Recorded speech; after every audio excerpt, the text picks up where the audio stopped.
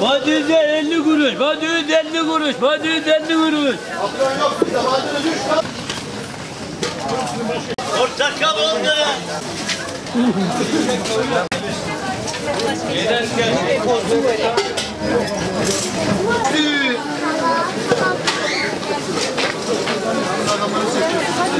Domates, badem keçi. Domates.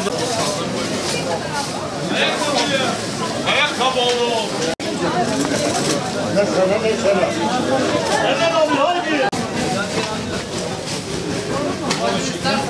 Bakın artık patatesin kilosu 22 lira, 23 lira. Soğan olmuş artık 10 lira, 12 lira.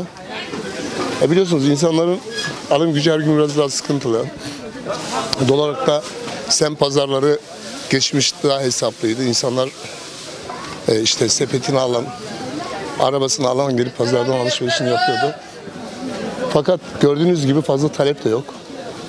İnsanlar bekliyor ki akşam olsun. Hani pazarcı tezgahında kalan şeyleri götürmektense aldığı fiyata satsın diye.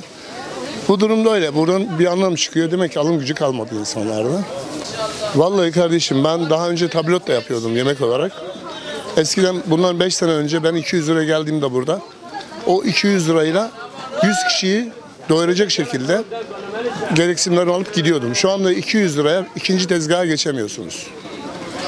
Yani haftalık düşünün 1000 liradan hesaplasanız 4 haftada ayda 4000 lira para yapar. Sadece pazardaki patates, soğan, biber işte insanlar biber yiyemiyor şu mevsimde.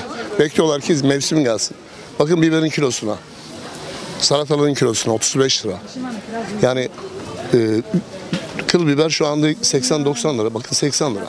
Şimdi buradan insanlar ancak taneyle alıp götürebiliyorlar. Bu da şu demek, alım gücü gittikçe kötüye gidiyor. Biraz yüksek ama düzelecek yani şu anda her şey turfanda. Biz düzeleceğine inanıyoruz. Fiyatlar her zamanki gibi yani domates her zaman bundan bir önce neyse şimdi de o. Fiyatlarda değişim yok. Bizim tek şikayetimiz süt mamullerinden. Aşırı bir yükselme var. Her hafta değişiyor fiyatlar. Aynı tezgahta, aynı kalite. Geçen hafta 260 olan bu hafta 280. Aynı yerde, aynı kişide. Yani bir tek sıkıntı bunlarda bence süt mamullerinde. Diğer domates, sebze, meyve bunlar öyle aşırı bir değişikliği yok bir öncesine göre.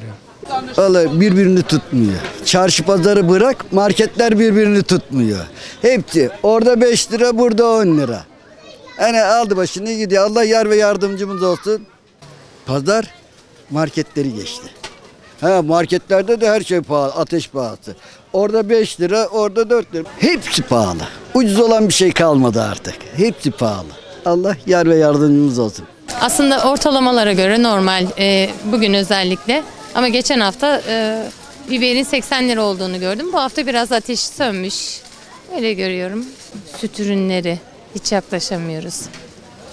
Pazar çantama baktığın zaman sadece yeşillik alabildiğimi görebilirsin. Benim engelli çocuğum var. Geçen sene 340 liraya aldığım bez bugün 540 lira. Ve devletin hiçbir desteği yok. 32 yaşında engelli çocuğum var. Bir kuruş destek alamıyorum. Şu anda sebze uçmuş durumda. 80 liraya küçük ince biber. 45 lira 55 lira arası biber. Domates 35-40 lira. Ondan sonra kabak 30 lira. Yani şu anda 10 liraya bir tek ne var biliyor musun? Maydanoz var. Dereotu var. Geri kalan her şey uçmuş. Çok pahalı gerçekten. Hemen şurada bakın 25 lira patates. 3 tane alsan 1 kilo geliyor.